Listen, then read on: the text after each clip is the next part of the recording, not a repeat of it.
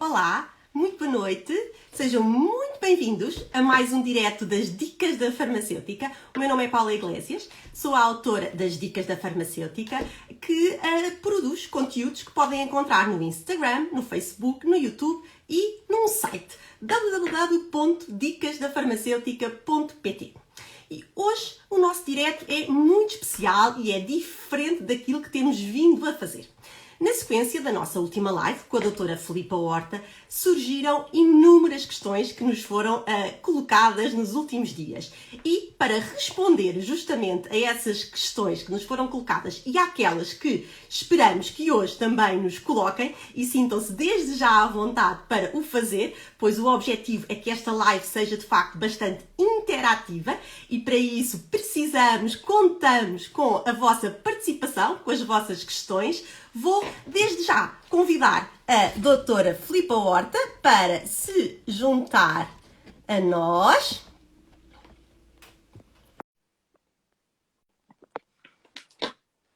Boa noite a todos. Boa noite, sejam bem-vindos. Hoje vamos aqui responder a todas as vossas questões sobre probióticos, microbiota e a relação que a microbiota tem com a perda de peso. Ora, boa noite a todos. Vamos ver se aqui a doutora Filipa Horta, que é nutricionista e que é a diretora do Departamento de Medical Marketing da Biocodex, que é um laboratório francês que investiga e que produz probióticos há mais de 60 anos, se consegue juntar a nós para começarmos de imediato a responder às questões todas que nos foram colocadas nos últimos dias sobre microbiota, probióticos e perda de peso. Estamos aqui com alguma dificuldade. Vamos aqui tentar novamente. Nós somos aqui persistentes, não desistimos. Doutora Filipa Horta, já cá está. Olá, Filipa. Então, Paula, tudo bem? Boa noite. Tudo bem? Boa noite a todos. Preparada para responder aqui esta sequência de inúmeras perguntas que nos colocaram? Preparadíssima e espero que esta semana sem problemas de sinal de internet. Exatamente. Ora bem, e então eu gostava de começar por justamente recordar todos do conceito de microbiota, que é de facto o conjunto ou a comunidade de micro-organismos que reside no nosso organismo. E dependendo da localização onde estão, a sua composição é diferente e a designação que lhe damos também é diferente. Por exemplo, podemos referir-nos à microbiota vaginal, à microbiota da nasofaringe, à microbiota pulmonar, à microbiota da pele, à microbiota do nosso couro cabeludo e à microbiota intestinal. E a microbiota intestinal é muito importante porque destes 100 trilhões de micro-organismos, bactérias maioritariamente, mas também fungos, onde se incluem as leveduras, vírus, fagos, etc., que aqui residem, a maioria concentra-se, de facto, no nosso intestino. Não é assim, Filipa? Sim. A maioria está, eu diria que mais de 95% da microbiota está concentrada no nosso intestino. E nem sei bem por onde começar, porque é um tema tão vasto e como tu já falaste, há tantas microbiotas que nem sei bem por onde começar. Eu se calhar convidaria a todos os que estão presentes e para irmos mais direto realmente às necessidades de quem nos ouve e sobretudo às curiosidades, de convidar toda a gente, já deves ter feito isso antes de eu entrar na live, mas de convidar toda a gente então para colocarem as perguntas mesmo nos comentários, que nós vamos tentando seguindo e vamos então ser o mais assertivos possíveis, não é? Porque a esta hora da noite a ideia é mesmo irmos de encontro às curiosidades e apercebi-me que ao longo da semana houve muita coisa que ficou por responder a semana passada, não só por as dificuldades inerentes à internet, mas também porque eu acho que realmente o tema, embora esteja muito na ordem do dia, ainda há muitas questões no ar e penso por isso que houve tanta curiosidade. Por isso convido a todos então a colocarem as questões, mas também, Paula, podes ir adiantando algumas das que recebeste ao longo da semana. Exatamente. E por isso vamos começar sem mais delongas. E, de facto, aquilo que antigamente se chamava flora intestinal e que agora, de facto, o termo correto é microbiota intestinal, não estamos a falar de plantas, estamos, de facto, a falar de micro-organismos que residem no nosso intestino e, nesse sentido, nós sistematizámos aqui, organizámos todas as questões que nos foram colocadas e a primeira questão que nos foi colocada foi justamente esta. Como é que nós chegamos a este número incrível de 100 trilhões de micro-organismos que vivem no nosso corpo? Como é que isto acontece? Ok. Então, a colonização da nossa microbiota acontece ainda in utero. Durante muitos anos achou-se que não, que só no parto é que se dava esta colonização, mas nós sabemos que hoje em dia não. Esta colonização acontece ainda in utero, por isso já a microbiota da mãe, já o estilo de vida da mãe vai ser preponderante para a formação da microbiota de qualquer ser humano. Depois disso, o momento do parto é muito, muito importante. Se o parto for por cesariana, vai condicionar um tipo de microbiota. Se for um parto vaginal, outro tipo de microbiota. E a partir daqui, a alimentação tem um papel fundamental. Mais uma vez, seja leite materno ou seja fórmula, tem um papel fundamental. E depois, todo o ambiente em que nós vivemos vai condicionar, então, a formação desta microbiota, que atinge a sua estabilidade aos 3 anos e depois permanece toda a vida adulta até à terceira idade, onde a microbiota começa a ser menos diversificada. É importante dizer que durante a vida adulta, embora a nossa microbiota seja muito resiliente, há fatores que a vão condicionando, como o tipo de alimentação, como o exercício físico, e como o uso de alguns fármacos, e aqui destacaria os antibióticos. Os antibióticos têm um papel disruptor muito grande na microbiota, e posso adiantar o porquê. Os antibióticos, não há dúvida que foram um grande avanço do século passado e que salvam ainda hoje, e vão continuar a salvar muitas, muitas vidas, mas os antibióticos, eles são antibacterianos, eles destroem bactérias, mas não são seletivos. Eles destroem bactérias más, que estão a causar infecção, mas destroem as nossas bactérias boas. E depois isto é uma história que já vamos contar, mas há um ciclo de infecções de repetição que podem surgir após a toma do antibiótico. Acho que já me estou a alongar um bocadinho e não estou aqui a dar espaço a quem está a ouvir para colocar as questões e para tu também colocar as questões que recebeste ao longo da semana. Não, já estás ótima, já foste aqui falar já de um assunto, um tema importantíssimo, sobre o qual nos colocaram também inúmeras questões, que é o que é que os antibióticos fazem, de facto, à nossa microbiota, e isso aqui eu até saltava já para uma questão que também foi colocada, que é se de facto devemos ou não tomar um probiótico sempre que tomamos um antibiótico, uma vez que os antibióticos matam as bactérias, mas de facto matam as bactérias boas e as más, não são seletivos, como tu estavas a dizer.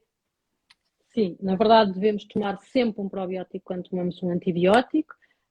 Temos aqui, até para não nos esquecermos, temos aqui um conceito anti-vida e depois temos que colmatar com um probiótico, um pró-vida. E felizmente já começa a ter-se maior percepção disso. Até o ano passado a Sociedade Portuguesa de Gastroenterologia teve uma campanha sobre esta questão de seja anti e seja pró. Agora é preciso ter atenção ao probiótico que se toma junto com o antibiótico, porque muitos dos probióticos, ou quase a grande maioria dos probióticos que nós temos disponíveis, são probióticos bacterianos, são eles próprios bactérias. E, como eu disse anteriormente, os antibióticos matam as bactérias. Então, muitas vezes é contraproducente. Nós estamos a tomar um antibiótico e um probiótico, a pensar que realmente estamos a salvaguardar a nossa microbiota, mas é contraproducente. Quando fazemos um antibiótico, a escolha mais acertada é fazermos um probiótico que não seja bacteriano, que seja uma levedura. E aqui adianto, e para ser mais concreta, o Saccharomyces boulardii, que é o probiótico que está em Portugal há mais anos. Se eu dissesse a marca, toda a gente o conheceria, mas eu não vou dizer a marca. O Saccharomyces boulardii é o probiótico que é naturalmente resistente a qualquer antibiótico por ser uma levedura e que deve ser sempre feito durante e após a toma do antibiótico, porque só assim nós garantimos que vamos manter a concentração da nossa microbiota. Isto porque, de facto, o antibiótico, sobretudo os largo espectro, conseguem matar, em média, cerca de 30% daqueles residentes que vivem no nosso intestino. E estes residentes que vivem no nosso intestino, isto leva aqui a outra das questões que nos fizeram, são muito importantes, porque esta microbiota, estes micro-organismos, maioritariamente constituídos por bactérias, cerca de 99% bactérias, têm funções muito importantes no nosso organismo e têm aqui uma relação simbiótica connosco, o hospedeiro.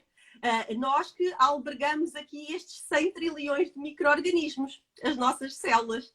Que funções são essas tão importantes que estas bactérias, e não só, mas 99% são bactérias, desempenham no nosso organismo? Mais uma vez, um tema vastíssimo, eu vou tentar ser concisa. E o tema é tão vasto que já Hipócrates dizia, antes de Cristo, que toda a doença começa no intestino. Por isso, também, muitas vezes eu digo, na dúvida, começa por tratar o intestino. E porquê?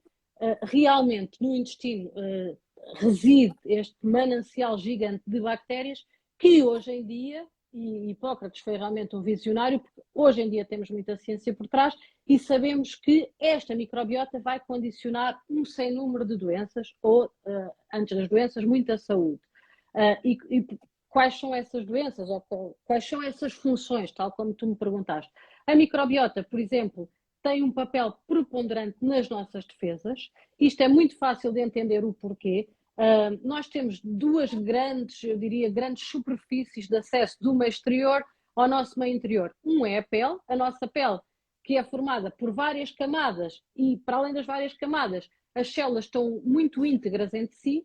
E a outra grande superfície de acesso ao nosso meio exterior é o intestino, não é? Porque nós conseguimos passar, por exemplo, um fio desde a boca até ao ânus e isto sai, não é? Por isso temos aqui um contacto com o meio exterior. Então nós, quando chegamos ao intestino, temos que realmente ter uma barreira que nos proteja do meio exterior. Só que a barreira do intestino, ao contrário da que eu falei anteriormente da pele, não é íntegra. É só uma camada de células e que muitas vezes têm espaços entre si. Por isso, não é de estranhar, e hoje em dia fala-se cada vez mais disso, que 80% das nossas células produtoras de anticorpos, células de defesa, estão então localizadas no intestino, porque é ali que se tem que sinalizar tudo e matar, digamos assim, logo os agressores que entram por aquela camada. Por isso, e tentando aqui organizar os agentes externos, os agentes externos e os patogénicos. Sim. E, inclusivamente, aqueles que aqui vivem, os residentes, têm um papel muito importante, porque eles próprios são, antes de avisarem, ou em simultâneo, ao mesmo tempo que avisam o nosso sistema imunitário, eles também têm a capacidade, eles próprios, de identificar logo quem são os estranhos, esses agentes estranhos, e atacá-los.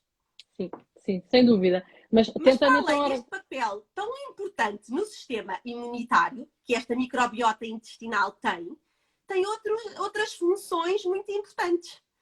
Sim, então era isso que eu estava a tentar organizar o discurso, não é? Já falámos das defesas e o porquê deste papel tão importante nas defesas. Gostaria também de falar de um papel fundamental a nível do nosso sistema nervoso central, ou como é que eu ia dizer, toda a parte neurológica, não é? Então, então é outra questão. Eu vou aproveitar e faço já aqui essa questão, porque essa questão também surgiu, que é, de facto, porque é que se diz que o nosso intestino é o segundo cérebro? Pronto. Então, no nosso intestino residem 500 milhões de neurónios. É uma imensidão, não tanto como no cérebro, mas suficientes para formar um sistema nervoso autónomo. Este sistema nervoso o que é que vai controlar? Vai controlar, entre outras coisas, também os movimentos do nosso intestino e toda a digestão. Para além disso, o intestino é considerado o segundo cérebro porque 90% da serotonina, um neurotransmissor, como todos conhecem, conhecido pelo neurotransmissor do bem-estar, da saciedade, a hormona do bem-estar da saciedade, 90% é produzido a nível do intestino. E a microbiota que nós temos no intestino vai condicionar esta produção de serotonina. Então, isso é muito importante. É que muitas vezes, e nós falámos na última live, de facto, cuidar da nossa microbiota é cuidar da nossa saúde. Mas também, isso que tu estás a dizer, leva-nos aqui a outra conclusão, que é cuidar também da nossa felicidade, do nosso bem-estar. Da nossa felicidade, do nosso bem-estar. E eu só falei da serotonina, mas é assim, de acordo com a nossa microbiota, nós podemos produzir mais ou menos serotonina, mas também podemos produzir mais ou menos substâncias neurotóxicas. Por isso é que nós já conseguimos ligar doenças neurodegenerativas, como a doença de Parkinson, por exemplo, à nossa microbiota. Isso é muito importante porque, de facto, esta microbiota, que aqui, estes micro-organismos que vivem no nosso intestino e que estas famílias que são muito instáveis nos primeiros anos de vida, como tu dizias, os tais 1000 dias de vida, ou se quisermos até aos 3 anos de idade, são muito instáveis estas famílias. Por isso é que os bebés também são tão vulneráveis a diarreias e outras situações. Mas depois as famílias estabelecem-se, as que vão ficar aqui a viver e vão acompanhar-nos durante toda a nossa vida. E estas famílias residentes vão, para além de ter um papel no sistema imunitário, nas nossas defesas, vão ter aqui um papel também ao nível da produção de neurotransmissores, mas também de substâncias neurotóxicas, portanto pode ajudar ou não o nosso sistema nervoso a funcionar corretamente ou não, e para além disso também vai ser aqui uma máquina metabólica muito importante, porque também é capaz de produzir vitaminas, não é? Sim, pronto, da E parte não só. vitaminas e não só, da parte metabólica falámos muito a semana passada, mas sim, eu destacaria que a microbiota tem realmente esta função da produção de vitaminas, tem também um papel fundamental na extração de energia dos alimentos e no acumular mais ou menos, de acordo, lá está, com as tais famílias da microbiota, essa energia dos alimentos, por isso é que, de acordo com a microbiota, podemos ter mais ou menos propensão para ganhar peso. E o que é que eu diria mais? E agora perdi-me um bocado no raciocínio. Para além, então, Esta microbiota, estavas a dizer, tem aqui um papel muito importante, que de facto é capaz de se alimentar daqueles alimentos que nós não nos conseguimos alimentar sozinhos, por nós, no nosso organismo. Não, sozinhos não teríamos uma máquina metabólica para, por exemplo, aqui fermentar as fibras sem não dúvida, digeríveis, não é? Que são tão importantes. E esta microbiota intestinal consegue, de facto, fermentar, transformar isso em moléculas mais simples, os ácidos gordos de cadeia curta, e esses ácidos gordos de cadeia curta vão inclusivamente ser alimento para o nosso próprio epitélio, essa tal mucosa intestinal que tu falavas há pouco, e vai ter outros papéis também muito importantes. Portanto, dependendo da microbiota de cada um, e nós já vimos na semana passada que, de facto, cada um tem a sua microbiota, ela é única, é como uma impressão digital, como tu descreveste e muitíssimo bem na semana passada. Esta microbiota tem superpoderes, eu diria. Estes micro-organismos que em simbiose connosco vão beneficiar, de facto, aqui de uma temperatura estável e de um ambiente muito rico, riquíssimo em termos de nutrientes. Sim. E agradeço, Paula, agora foste um bocadinho a minha microbiota, estás-me a regular o raciocínio. Agradeço teres falado dos ácidos gordos de cadeia curta, realmente são uma riqueza enorme e o facto da nossa alimentação condicionar, ou o substrato, o que nós comemos condicionar ou não a produção destes ácidos gordos de cadeia curta. Os ácidos gordos de cadeia curta são o substrato energético, ou digamos, uma linguagem mais simples, o alimento fundamental das células do nosso organismo, e fazem, entre muitas outras coisas, mas previnem o cancro do intestino, que é dos cancros mais prevalentes em Portugal.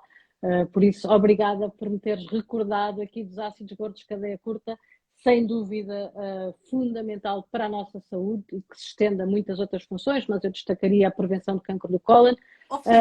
Mas para nós conseguirmos, para que a nossa microbiota consiga produzir ácidos gordos de cadeia curta, é muito importante que todos nós, e isto tem a ver com outra pergunta que nos fizeram, que é como é que alteramos a microbiota para ter mais saúde, uma vez que a composição da microbiota está relacionada com a saúde e com a doença, da microbiota, e agora estamos a focar-nos na intestinal, mas podíamos falar da vaginal ou de outras, mas é muito importante, eu acho que lá em casa, que tenhamos quem nos está a assistir, e aproveito desde já para dizer que se quiserem convidar outras pessoas para se juntar a nós, ou se quiserem colocar questões, podem colocar, aproveitem todas as que nós estamos a responder àquelas que nos fizeram durante a semana, mas aproveitem este momento para colocar as vossas questões. Podem chamar, estava eu a dizer, podem chamar mais pessoas para este direto usando esta seta que está aqui em baixo à direita. Mas dizia eu que eu acho que é muito importante passarmos uma mensagem lá para casa que é, de facto, nós dissemos na semana passada, e eu hoje eu estou aqui no escritório da farmácia, não estou na farmácia lá em baixo, propriamente dita, mas nós dissemos isto. E eu trouxe aqui hoje o livro, de facto, desta senhora, desta investigadora, Alana Cohen, em que, de facto, 10% se nós fôssemos contar todas as células do nosso organismo, apenas 10% são células humanas. 90% das outras células correspondem a estes micro-organismos que aqui vivem. E por isso, quando nós nos alimentamos, temos que ter esta consciência que estamos a alimentar 90% de micro-organismos, quando pensamos neste super-organismo, que vão beneficiar lá está, deste ambiente nutricional riquíssimo, que é o nosso, e agora em concreto estou a falar do nosso intestino, da microbiota intestinal. E por isso, se nós nos alimentarmos com vegetais, leguminosas, não é? Com fruta, gorduras adequadas, tudo isso vamos alimentar um tipo de micro-organismos, mas se nos alimentarmos à base de outro tipo de macronutrientes, queres falar um bocadinho sobre isso? Vamos alimentar outro tipo de micro-organismos. Já e com isso vamos ter metabolitos diferentes e consequências diferentes. Quase tudo e de uma forma muito simples, que eu desde já te agradeço, mas eu poderia pôr agora num saco tudo o que tu falaste e falar de um estudo grande que há, em que conseguimos relacionar realmente um padrão alimentar ocidental, muito rico em fast food, muito rico em carnes vermelhas, em gorduras de má qualidade, com uma microbiota menos benéfica para o nosso organismo e que vai, em primeiro lugar, aumentar a permeabilidade do espaço entre as nossas células intestinais. Isto vai condicionar depois um estado inflamatório contínuo, comparativamente com pessoas que seguem uma dieta mediterrânica, e estas pessoas nós sabemos que têm as suas, pronto, o que nós, e como tu estavas a adiantar e bem, o que nós, os nossos alimentos vão ser os alimentos das bactérias e das bactérias da microbiota, e então essas bactérias vão produzir uns metabolitos ou outros metabolitos. Conforme for melhor o alimento que nós lhes damos, melhor são os metabolitos, nomeadamente os tais ácidos gordos de cadeia curta que falei há pouco, e então isso vai condicionar uma maior integridade da nossa barreira intestinal, uma maior produção de muco, então ficamos com o intestino muito menos permeável e realmente isso vai desencadear um papel fundamental em quase toda, eu diria em toda a nossa saúde. Portanto, esta máquina metabólica, de facto, consegue influenciar enormemente a nossa saúde. Sim. Conferindo, de facto, ou saúde ou doença. E uma das questões também que nos fizeram foi exatamente essa. Com que doenças intestinais e extraintestinais está a microbiota relacionada? O que é que já se sabe hoje em dia sobre isto? Então, eu relacionaria assim mais diretamente em primeiro doenças lugar, intestinais. O que é que sabemos sobre isso? Pronto, eu relacionaria mais diretamente a síndrome do intestino irritável. A síndrome do intestino irritável, que é caracterizada por uma alternância entre com um trânsito intestinal alterado, pode alternar entre diarreia e obstipação, acompanhado de dor abdominal e acompanhado de flatulência. Por isso, síndrome do intestino irritável, que é uma condição muito prevalente em Portugal, sabemos que está diretamente ligada a uma desbiose, a um desequilíbrio desta microbiota e a uma barreira intestinal. Posso acrescentar uma coisa? Inclusivamente, sabemos que há falta de uma bactéria em concreto. Sabemos que há falta. Bifidobactério, no caso, as pessoas que têm síndrome de intestino irritável têm falta ou têm menos quantidade de uma bactéria em concreto, não é, Filipa? Sim, ou por outro lado, nós sabemos que quando suplementamos as pessoas com síndrome de intestino irritável com bifidobactério longo, conseguimos a remissão de toda a sintomatologia do síndrome do intestino irritável. E isto eu acho que é muito importante frisar, e ainda bem que te lembraste. Porquê? Porque as pessoas com síndrome de intestino irritável normalmente estão cerca de 4 anos até terem um diagnóstico de síndrome de intestino irritável. O síndrome de intestino irritável, o diagnóstico é feito pela positiva. Se estiverem presentes estes sintomas que eu falei, ou seja, a alternância entre diarreia e obstipação, dor abdominal, flatulência, e se não houver sinais de alarme, como sangue nas fezes, como suores noturnos, podemos assegurar que estamos perante um síndrome de intestino irritável. E, por norma, um probiótico se pode utilizar até para confirmar este diagnóstico, porque, por norma, resolve toda a sintomatologia, é então a suplementação com o bifidobactério longo. Se houver remissão dos sintomas, nós podemos quase assegurar a 100% que estamos perante um síndrome de intestino irritável e despistar patologias mais graves, digamos assim. Ou O seja, síndrome de esse é um intestino exemplo. irritável não é É um grave, exemplo. mas afeta muito a qualidade de vida. Por isso, eu Claro, espero claro. estar aqui, pelo menos a ajudar alguém, porque a prevalência, como eu digo, é enorme e o diagnóstico demora muito tempo até conseguirmos, até as pessoas andam de profissional de saúde em profissional de saúde à procura do diagnóstico. Por isso, se eu hoje conseguir ajudar alguém com síndrome de intestino irritável a fazer uma suplementação com bifidobactério longo e sentir-se melhor, já ganhei a noite e acho que já ganhámos esta live. Sem dúvida, sem dúvida. Porque, de facto, esta é uma das doenças intestinais onde sabemos muito bem, de facto, que há aqui um padrão de microbiota, ou seja, neste caso, que há falta ou a produção em menos quantidade de bifidobacterium longo, 3, 5, 6, 2, 4, de facto, nestas pessoas com este problema, com esta síndrome, com este problema de saúde. Mas há outras patologias também associadas intestinais a estes desequilíbrios na microbiota. Porque, de Sim, facto, nós poderíamos. temos aqui, cada um tem a sua microbiota, mas que é única relativamente às estirpes, e cada um é colonizado entre cerca de 400 a 1000 estirpes diferentes, e já foram identificadas mais de 4.000 estirpes diferentes no nosso intestino, e aqui mais uma vez estamos a falar ao nível do nosso intestino, e portanto há aqui uma variedade muito grande, cada um tem a sua, mas estas bactérias pertencem a famílias, e como pertencem a famílias, conseguimos aqui identificar padrões. Este é um exemplo de uma doença intestinal relacionada, de facto, aqui com um padrão relativamente à microbiota, mas há mais doenças intestinais relacionadas com... Sim, podemos falar de doenças mais complexas, como a doença de Crohn, que também tem uma ligação à microbiota, mas depois podemos falar de patologias muito mais simples e que todos nós já padecemos, como a diarreia. Nós sabemos, muitas vezes, quando fazemos um antibiótico, quando tomamos um antibiótico, vamos, como eu falei atrás, destruir a nossa microbiota intestinal, e uma das consequências que se vê é a diarreia, não é? E que se resolve frequentemente com a toma de um probiótico, o tal probiótico que eu falei anteriormente, que resiste a qualquer antibiótico. Mas a diarreia é a ponta do iceberg, é o que se vê. Há outras coisas que também se vê enquanto tomamos antibióticos e que, sobretudo, as mulheres já conseguem associar à toma do antibiótico. Essa é Mulheres outra que pergunta fazem, que nos fizeram. sim, senhoras que fazem infecções urinárias de repetição, já sabem que muitas vezes, quando fazem um antibiótico, vão fazer uma infecção urinária. Porquê? Porque há micro-organismos patogénicos que até vivem habitualmente no nosso intestino, vivem habitualmente no nosso intestino, mas quando tomamos um antibiótico e vamos matar as tais bactérias boas, vai haver espaço para que estes micro-organismos patogénicos se multipliquem.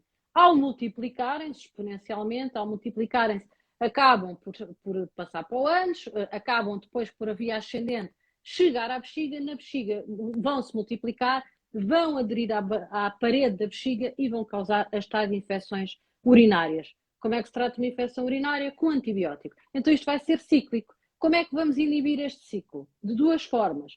Uma, fazendo um probiótico, lá está, uma levedura resistente aos antibióticos, junto ao antibiótico para a infecção urinária, e depois temos que repovoar aquele intestino para que não volte a haver então a tal infecção urinária. E nós aí já temos probióticos para fazer então, para estas senhoras que têm infecções urinárias recorrentes, têm então um probiótico para fazer a modo de prevenção. Não sei, Portanto, eu aqui, sei, disseste-me que mais um tinham posto exemplo. esta questão, não sei se te respondi à questão que Sim, tinham sim, sim, sim, colocado. até porque essa era uma das questões exatamente que nós tínhamos aqui para responder. Que, de facto, estes desequilíbrios que nós podemos causar na nossa microbiota intestinal, devido à toma de antibióticos ou de uma alimentação menos equilibrada, de facto vão aqui ter efeitos não só no intestino, mas também efeitos extraintestinais. Tal como temos aqui padrões também de microbiota que estão associados a doenças extraintestinais. Já vimos há pouco o Alzheimer, o Parkinson, mas também a depressão, a ansiedade, a asma, portanto, a pele atópica, portanto, várias patologias, doenças metabólicas, a diabetes, a obesidade, o excesso de peso, todas estas doenças acabam por ter em comum um padrão de microbiota. Ou seja, as famílias que aqui residem, ou a falta delas, ou o facto de existirem em menor quantidade do que era suposto, há aqui um padrão comum nestas patologias que nós descrevemos. E, de facto, na semana passada falámos na perda de peso e nos probióticos, e nós sabemos que, de facto, as pessoas com excesso de peso e as pessoas obesas têm, de facto, falta aqui de enterobactérias. Os estudos dizem-nos isso. Sim, a semana passada vimos isso e eu aproveitava para te perguntar a ti e às pessoas que nos estão a assistir se, em relação ao que falámos a semana passada, de toda a parte da obesidade e do facto de conseguirmos então alterar ou manipular a sensação de fome agora recorrendo a um probiótico, se ficou alguma curiosidade sobre o tema, não sei se recebeste alguma questão sobre isso. Sim, recebemos 2 ou 3 questões sobre isso. Uma das questões era exatamente como é que funciona, como é que atua este probiótico anti-obesidade. Como é que ele funciona? Ok, E então outra questão a semana passada falámos um pouquinho, mas diz-me qual é que é a outra questão. Não, vamos por partes. Vamos por partes. Acho que é melhor. Então, a semana passada falámos, mas como eu já referi, eu estava com alguns problemas no sinal da internet, por isso posso recordar. Nós sabemos, e após muitos anos de investigação, mais precisamente 15 anos de investigação, e eu depois, quando vi o live, apercebi-me que uma das partes que eu acho mais bonitas disto tudo ficou cortada, por isso volto a repetir, que é como é que começou a investigação acerca da microbiota e do excesso de peso, ou do controle do apetite, do controle da ingestão. Nós, em laboratório, nós não, eu não, na altura não fazia nada disto, em laboratório, investigadores deram dieta rica em gordura a ratinhos desprovidos de microbiota, sem micro-organismos no intestino, e o que é que concluíram? Que esses ratinhos conseguiam, apesar da dieta riquíssima em gordura, manter o peso, manter a glicemia basal e manter a massa gorda, a massa magra, digamos, sem ganharem mais massa gorda. Quando inoculavam o intestino destes ratinhos com a microbiota, seja ela qual for, os ratinhos começavam a ganhar peso. Ganhar peso, ganhar massa gorda e a ter uma glicemia descontrolada. Mantinham a dieta rica em gordura. Foi esta a investigação base para começarmos então a avançar na investigação em microbiota. Depois fizeram-se muitos outros ensaios clínicos também em ratinhos. Começou-se a extrapolar então para os humanos e, falando das tais famílias, micro-organismos que tu falas, chegámos à conclusão, porque na Europa há um banco muito grande de microbiota em que nós conseguimos avaliar perfis então de microbiotas, é um banco de fezes, e fica aqui a curiosidade, não é? A microbiota extrai-se das fezes, e conseguiu-se então relacionar a microbiota que está armazenada nesse banco e há outros dados das pessoas que doaram essas microbiotas, conseguiu-se então relacionar a microbiota com o índice de massa corporal. O índice de massa corporal, como todos sabem, é a medida que nos indica se estamos com peso normal ou alto ou baixo. Então, percebemos que pessoas com índice de massa corporal superior, por isso com excesso de peso ou com obesidade, têm menos quantidade de enterobactérias. Então pensou-se, estas enterobactérias têm aqui algum papel a fazer no controle do peso e se calhar no controle do apetite, não é? E com base nisto, viu-se então que uma enterobactéria em particular, que é a Afinialve, vai conseguir, por um lado, e aqui já estou entrando no mecanismo do probiótico, vai conseguir, por um lado, induzir uma saciedade precoce. Nós todos sabemos que o sinal da saciedade demora um bocadinho a chegar, não é? Como quando começamos a comer, demora a chegar, por isso é que temos que comer devagarinho. A Afinal-V consegue induzir uma saciedade precoce e, por outro lado, consegue também bloquear o sinal da fome, através da secreção de um peptídeo que vai interagir com os nossos neurotransmissores. Esta bactéria tem esta capacidade. Alongando um pouco mais, nós sabemos que se tomarmos este probiótico, a Afinal-V, à refeição, esta Afinal-V, mais uma vez, tal como vimos a falar até agora, alimenta-se dos nossos alimentos, começa a secretar uma proteína que vai ter este mecanismo então da regulação do apetite. Por isso é que nós sabemos em estudos clínicos e também no feedback dos doentes que já fizeram este produto, que há uma redução da fome, há uma redução da vontade de comer doces e as pessoas acabam por perder peso porque conseguem seguir uma dieta baixa em calorias que se calhar sem esta ajuda extra não conseguiriam, porque continuam a ter apetite, continuam a ter vontade de comer doces, porque nós todos vivemos numa sociedade propícia a ganhar peso. Sem dúvida, e eu posso também testemunhar, dar esse feedback através também dos meus doentes, daqueles que acompanho a esse nível. E de facto este probiótico, a Afinal-V, como dizias, H4597, este probiótico anti-obesidade, que permite controlar a saciedade, de facto, e o apetite, acaba por ter também como consequências a perda de peso, não é? E juntamente com outras estratégias, acaba por ter aqui também um papel muito importante e também como educador alimentar, tal como também falámos na live da semana passada.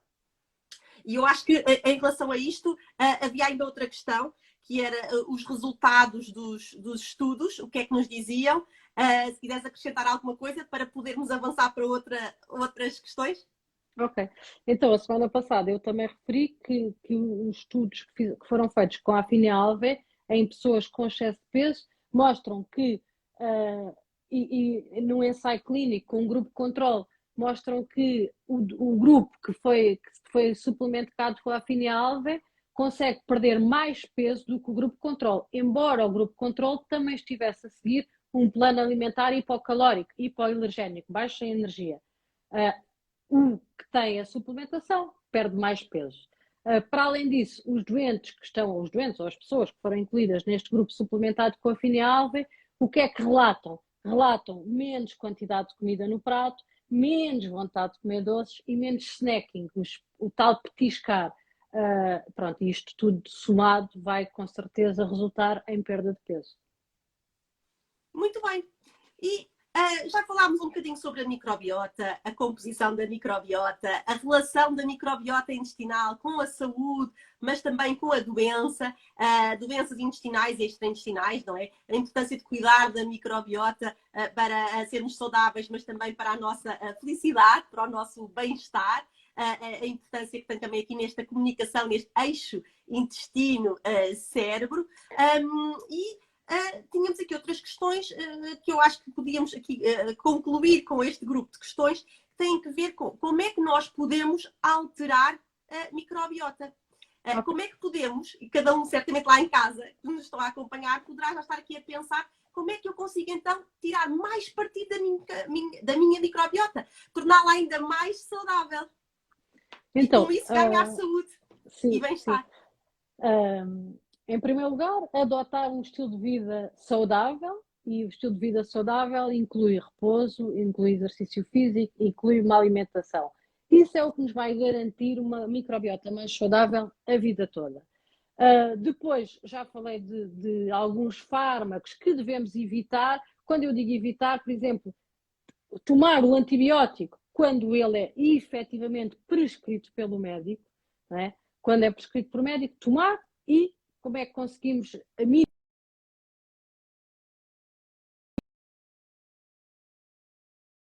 fármacos? E agora, já estávamos aqui a perder a rede outra vez. Há outro tipo de fármacos que também... Há muitos outros fármacos que devemos ter cuidado, mas eu gostava aqui de enumerar um tipo de fármacos que também é muito comum e que muitas vezes também vemos as pessoas a fazer de forma crónica e que interferem na nossa microbiota, que são os inibidores da bomba de prótons, os famosos prazóis.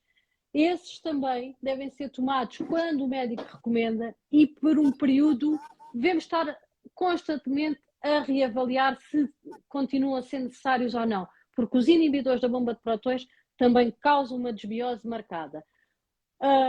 e eu sei que não foi isto que me perguntaste, mas eu não posso deixar de dizer outros dois fatores que vão alterar o equilíbrio da nossa microbiota e que são muito comuns na nossa sociedade, que são dois ingredientes alimentares.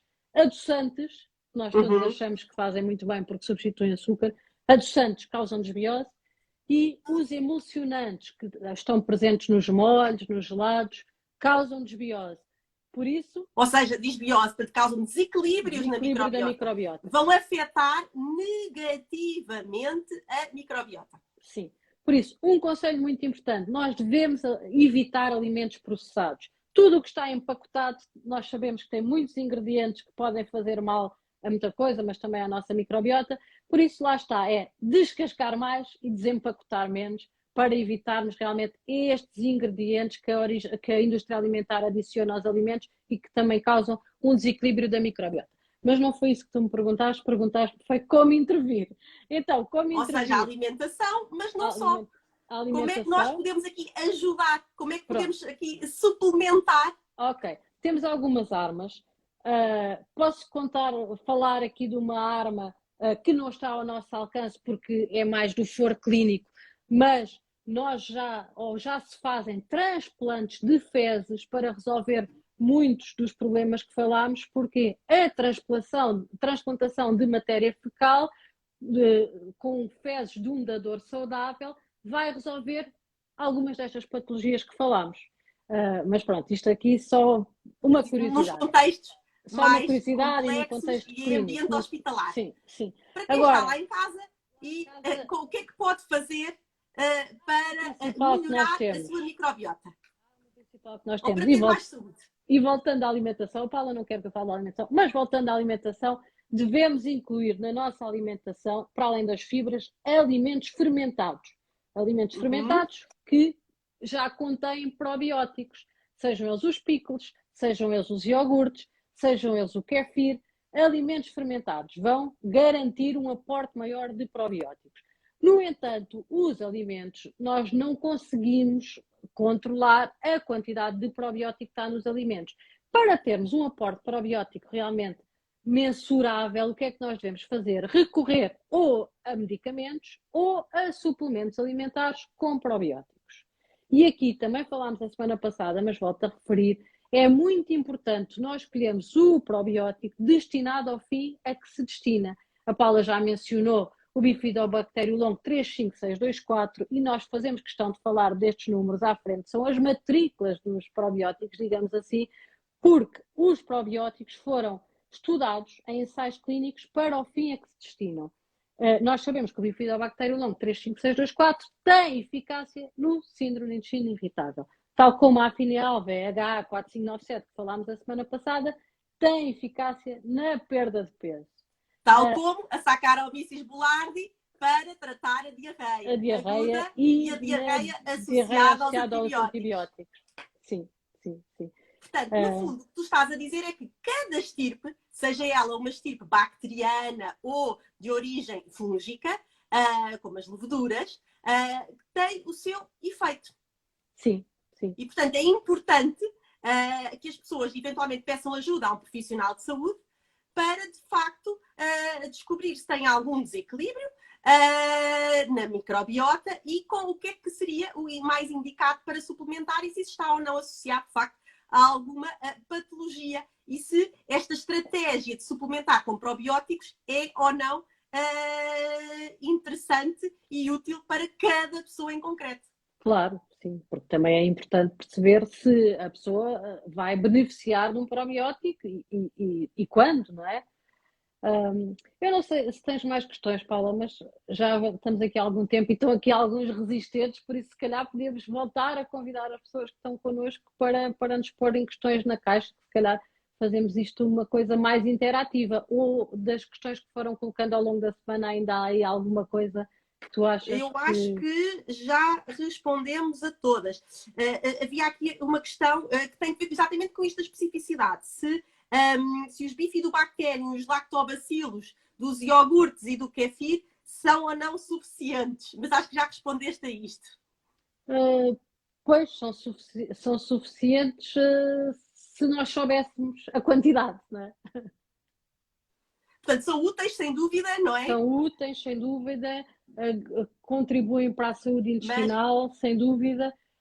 Agora, se já houver alguma patologia ou algo que nós onde queremos intervir, se calhar temos que recorrer a um suplemento ou a um medicamento com probióticos. Surgiu aqui há pouco uma questão aqui no chat que tinha que ver com os antibióticos e os probióticos. Portanto, aqui só, se quiseres aqui mais uma vez passar aqui a mensagem rapidamente. Pronto, já falei, não me quero tornar repetitiva, dizer que sempre que somos anti, temos que ser pró. E então, ou seja, se nos antibióticos matam se bactérias boas e más. Antibióticos não são seletivos, matam bactérias boas e más. Se nos prescreverem um antibiótico, se o médico prescrever um antibiótico, é para tomar, podemos ter o cuidado de juntar um probiótico resistente ao antibiótico durante e após a toma do antibiótico para garantirmos que a concentração das nossas bactérias não é tão afetada. Ora bem, e parece que estão aqui a juntar mais pessoas a nós e temos mais uma questão. Ora, qual o probiótico recomendado para aumentar a imunidade? Ok, para aumentar a imunidade, nós temos disponível no mercado,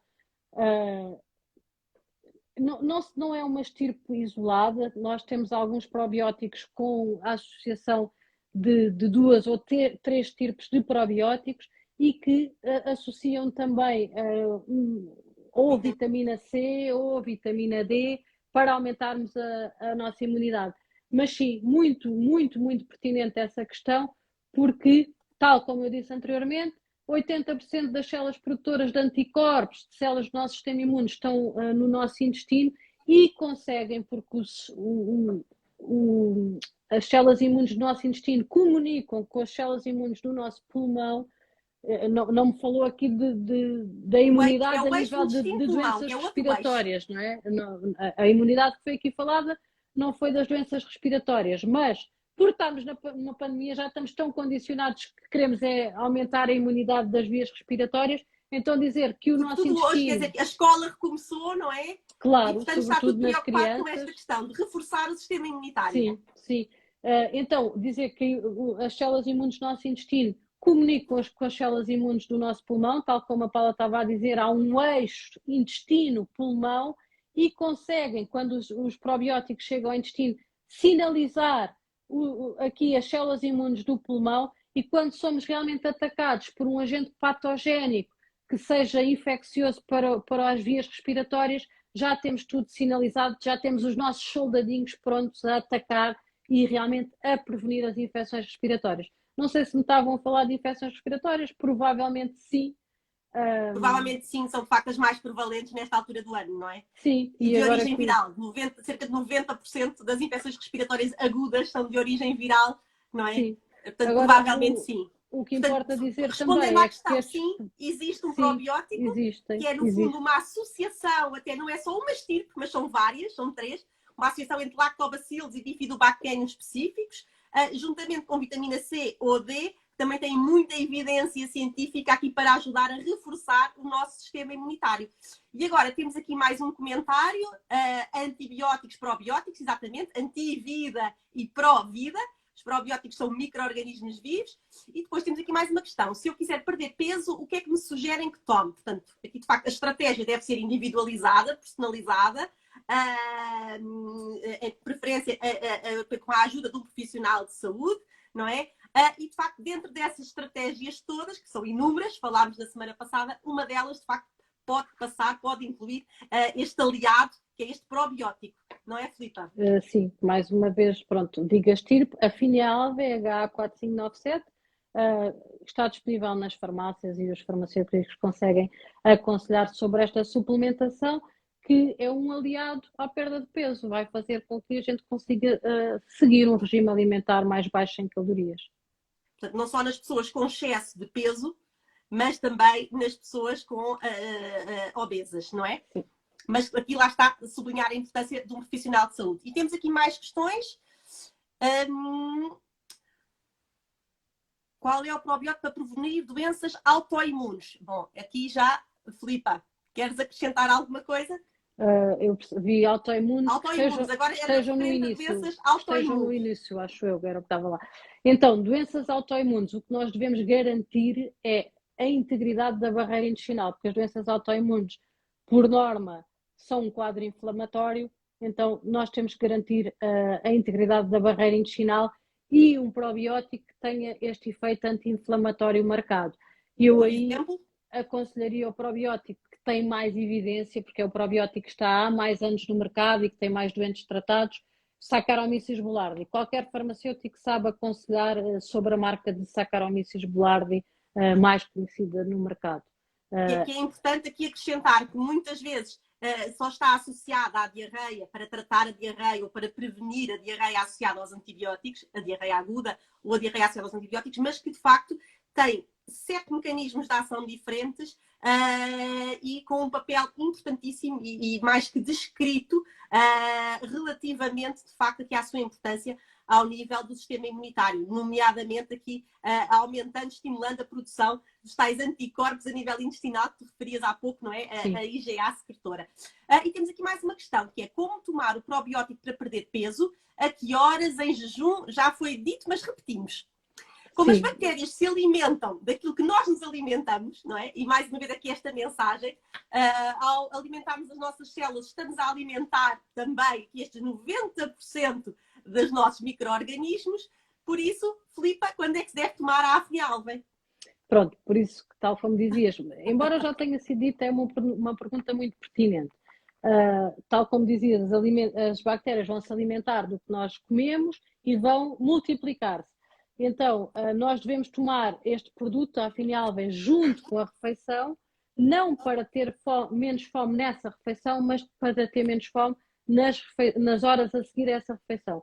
Então, tomamos o produto, que está-me aqui a custar não dizer o nome, tomamos a Afnialven à refeição, a Afnialven vai se multiplicar, vai produzir o CLPB, e então, se tomarmos, por exemplo, ao pequeno almoço, vamos ter menos fome ao longo de toda a manhã, se tomarmos ao almoço, não é? Porque são 2 tomas, vamos depois ter menos fome ao longo de toda a tarde.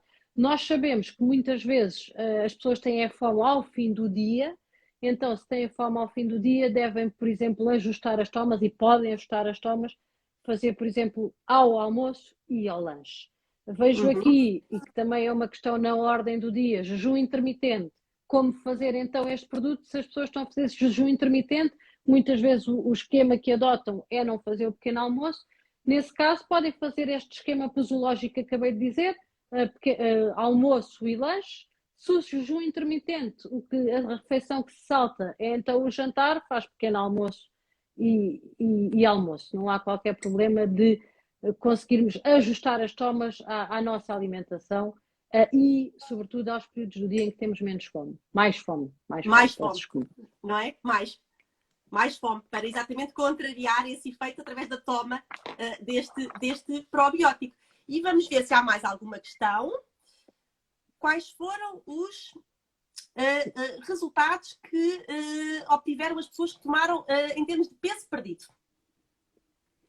Então, em termos de peso perdido... Mais uma vez estamos a falar deste probiótico para a perda de peso. Sim. Pronto, há muita variabilidade, não é? É muito diferente uma pessoa com 100 quilos perder 5 quilos de uma pessoa com 50 quilos ou com 60 quilos perder 5 quilos.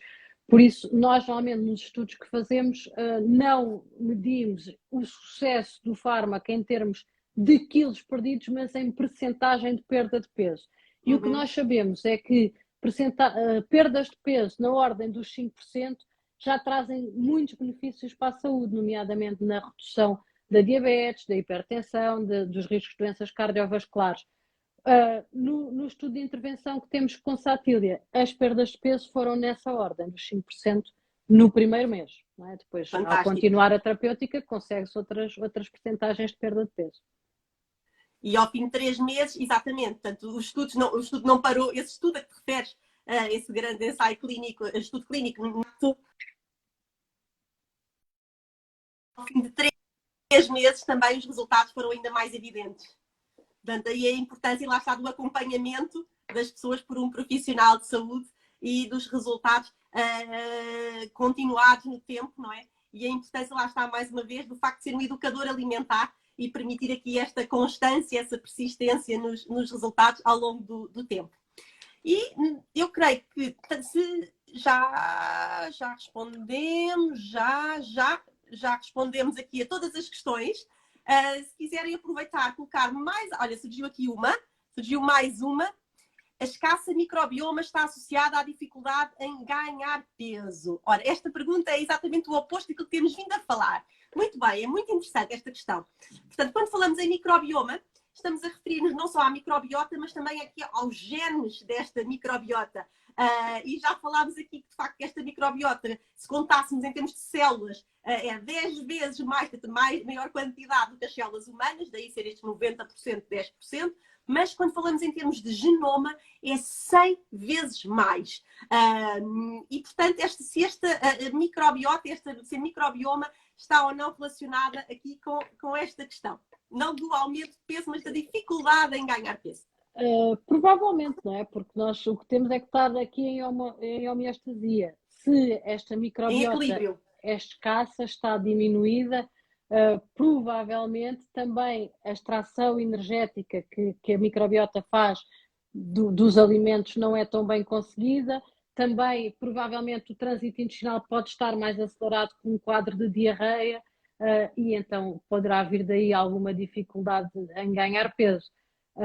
Realmente os estudos clínicos que eu conheço são todos no sentido contrário, mas o ideal é estarmos em equilíbrio com a nossa microbiota, nós alimentarmos a nossa microbiota regular todas as nossas funções para conseguirmos manter um peso saudável. Mas faz de facto todo o sentido que haja também aqui uma associação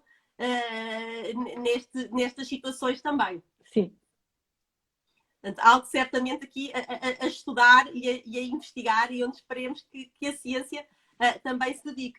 E claro, como tu dizias e bem, se estiver presente uma situação de facto, uma motilidade intestinal acelerada, onde, por exemplo, ocorram diarreias ou diarreias sistemáticas, essa microbiota vai estar alterada e, portanto, de facto, quer a tal máquina metabólica, a absorção, a produção dos ácidos gordos de cadeia curta, de vitamina K, de vitaminas do complexo B, tudo isso que a microbiota faz, de neurotransmissores, portanto, tudo isso vai estar relacionado. Sem dúvida. Filipa, eu acho que não há aqui mais nenhuma questão. Eu acho que não e agradeço aos agradecer-te resistentes. mais uma vez aqui o teu tempo, a tua disponibilidade para esta sessão de perguntas e respostas, que foi de facto aqui uma novidade nas dicas da farmacêutica, e perguntar-te se querias deixar uma mensagem final relativamente a esta temática. A minha mensagem é: cuidem da vossa microbiota, e acho que hoje acabámos por falar muito dos antibióticos, por isso eu gostaria de ressalvar que realmente os antibióticos salvam muitas vidas, devemos tomá-los quando nos prescrevem, mas devemos ter o cuidado então de tomar sempre um probiótico, porque provavelmente é realmente o fator mais disruptor, que mais causa desequilíbrio da nossa microbiota já na idade adulta. E repetindo aqui mais uma vez, de cuidar da nossa microbiota é cuidar da nossa saúde e do nosso bem-estar. Sim, sim. Ora, Filipa, muito obrigada mais uma vez pela tua colaboração e pelo esclarecimento, respondendo aqui a todas as questões que surgiram aqui no direto e também durante a semana. Esta live, como é habitual, vai ficar disponível no Instagram, no YouTube e no site das dicas da farmacêutica.pt. Portanto, se quiserem rever ou colocar um like, nós agradecemos. Para nós é um feedback que é importante saber se gostaram ou não deste novo formato, perguntas-respostas, que hoje aqui desenvolvemos e criámos especialmente para vós, que nos colocaram tantas questões e que mostraram de facto o interesse que têm por esta temática. Dizer-vos também que para a semana, na terça-feira, às 21 horas, estarei aqui com a Sara Valente, que é a formadora da Vichy, para vos falarmos sobre as novidades, o grande lançamento deste ano da Vichy, são os sérums de rosto da Vichy. E, de resto, dizer-vos, agradecer a vossa presença, a vossa participação, o vosso interesse a todos. Agradecer-te a ti, Filipa, mais uma vez, obrigada. E desejar a todos uma boa noite e fiquem bem, com mais e melhor saúde. Obrigada, Paula. Beijinhos a todos. Beijinho, Obrigada. Beijinho, obrigada.